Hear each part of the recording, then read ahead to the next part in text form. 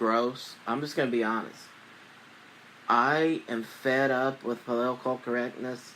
So even if it costs me some viewers out there, I don't give a flip. That character was the most disgusting, the most revolting thing. The original Goldust character.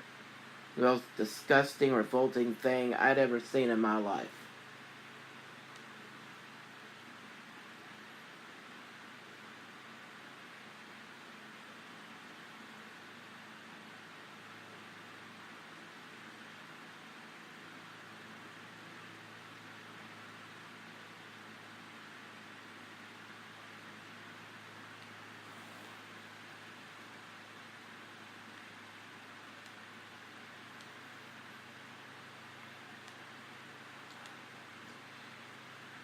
I don't know what the purpose was supposed to be, but they showed that Marlena was distracting somebody that was in the corner of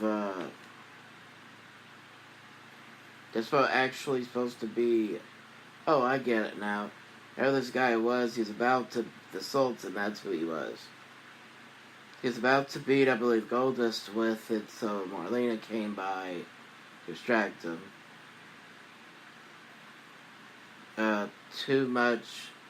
Showed too much, by the way, and I'm glad they had Backlund there because he acted the way you should act. He brought some decency to the indecent part of the show.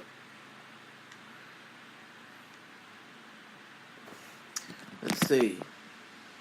16 minutes, huh? Okay.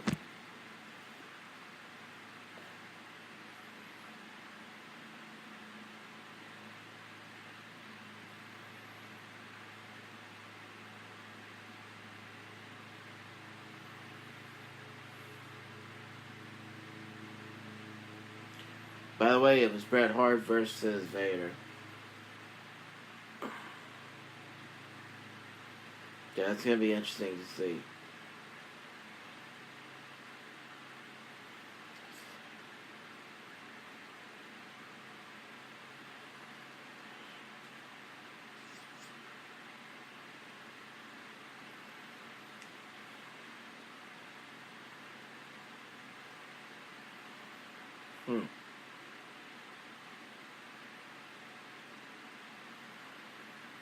Alright. Psycho Sid was, by this time, heavyweight champion. I really don't know what he was doing out there. He wasn't supposed to wrestle. He did cut a promo, though.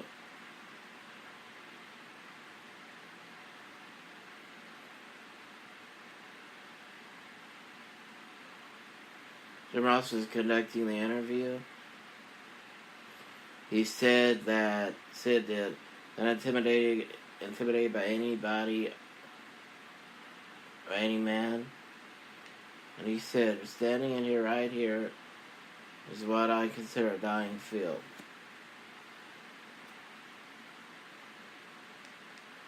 Theory, you have to hit or be hit. You have to kick or be kicked.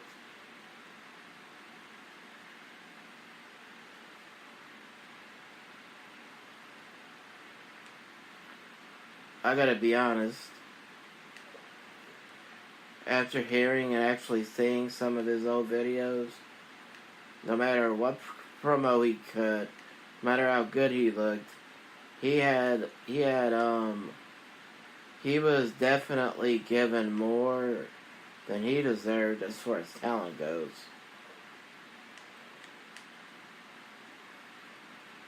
You can see that once they got the title off of him, they never put it back on him. Then we went to WCW.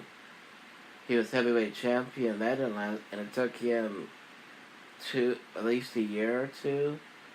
He was US champion. That didn't last long. And then what happens when he becomes US champion? It's because he has a referee for himself. That really doesn't do good for him. I'd have to say, what he got in WCW, he really deserved. all the all the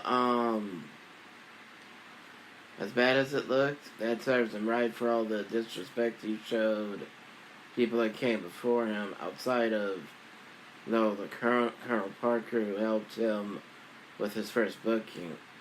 As far as as far as using the Horsemen and things like that, what he got toward the end of his WCW career, he really deserved everything he got. He didn't deserve more or less than what he did get. Actually, let me restate that. He didn't deserve less of what he got. He did not deserve to get I don't think, as far as wrestling goes, and talking, because most of the time, when he cut a promo, it was terrible. But anyway, to get back to the point of this, or the matches I want to talk about. So that was to build up his match at the Royal Rumble versus Shawn Michaels, and I really didn't care too much to read the rest of his promos, so I just fast forward to the main event. And one thing though, to really get to the point that I want to make is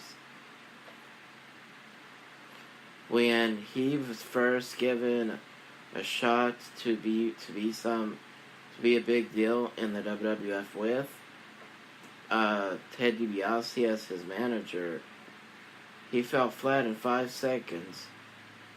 It was a live pay-per-view, and in his interview, he messed up. He wanted to restart the interview. And they were live, and he didn't realize they were live. So he said, "Can we redo that?" Instead of covering up what he said wrong and say, "Ted, can you take this?" No, he wanted to redo it. That's the biggest mistake he could have made. So yeah, I'd say that if it wasn't for Vince McMahon and all the writers at this point in time, he wouldn't have stayed as long as he did. It wasn't him as much as it was the writing. Anyway, Vader beat Bret Hart with the Vader Splash.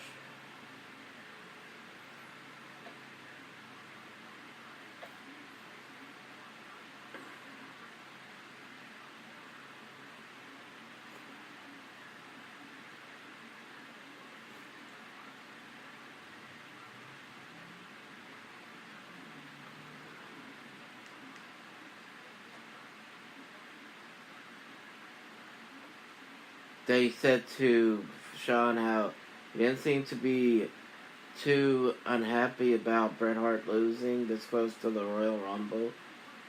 And he said, "No, but on the other hand, I wouldn't be unhappy if Vader lost it either. So I'm trying to just be myself."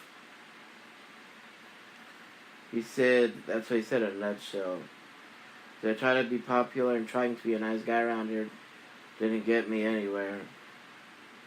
I'm doing things my way. No friends, no allies."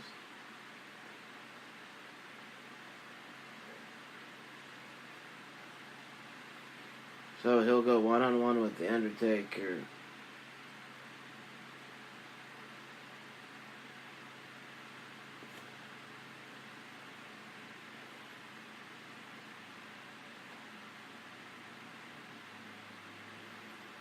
What was really interesting about this... What was really interesting about this time was, I remember when Steve Austin started with another revolting thing called his merchandise.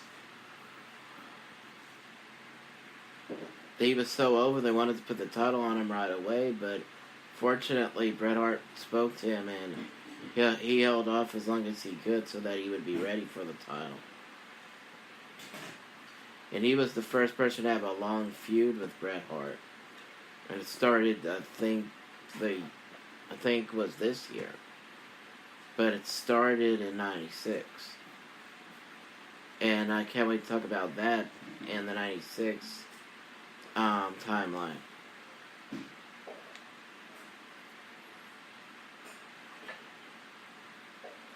Ooh. Person I saw laying on the floor in the locker room was Jose Lothario's son. He's power bombed by Vader onto, I think, a table. So hard he rolled off of it.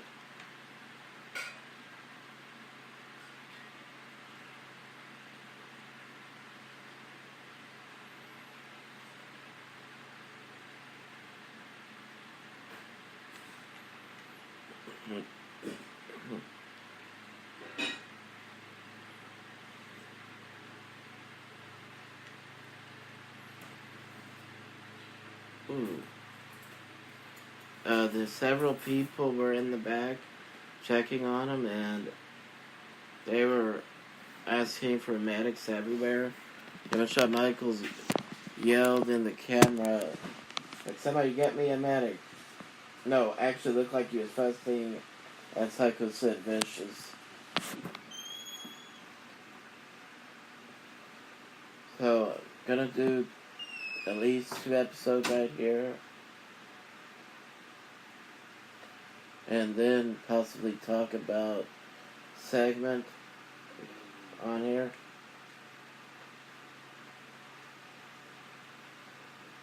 The first match on Raw is Wallman, Mark Miro, and Goldust against Hunter S. Helmsley and Jerry the King Lawler.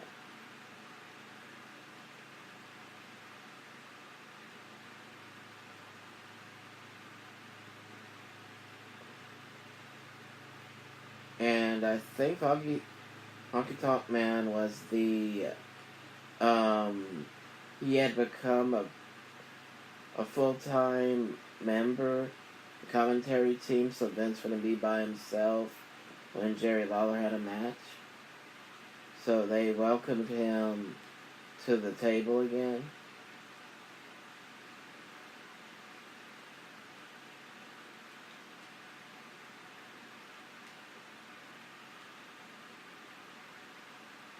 To show what happened 2 weeks ago when Hunter, being the coward that he was, he threw Marlena into a man. He pushed Goldust into Marlena. And then he started beating on Goldust after he threw him into the guardrail.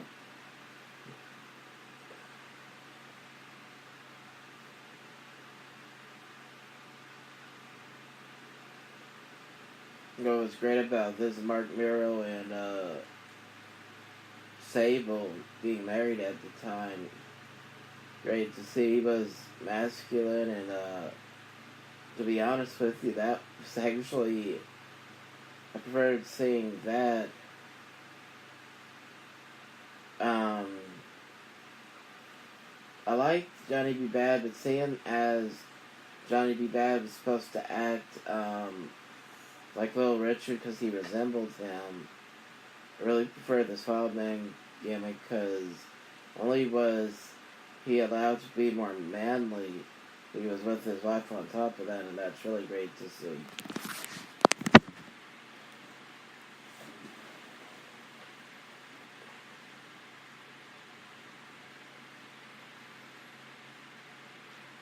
I really know right here that they're actually making Goldust, despite his coat, they're making him more normal by this time because he started talking to Mark about how to handle the match, and there's something you couldn't see him do a year before. So I really think that's an attribute to how he grew in the character and how they weren't afraid to let him be more manly as time went on.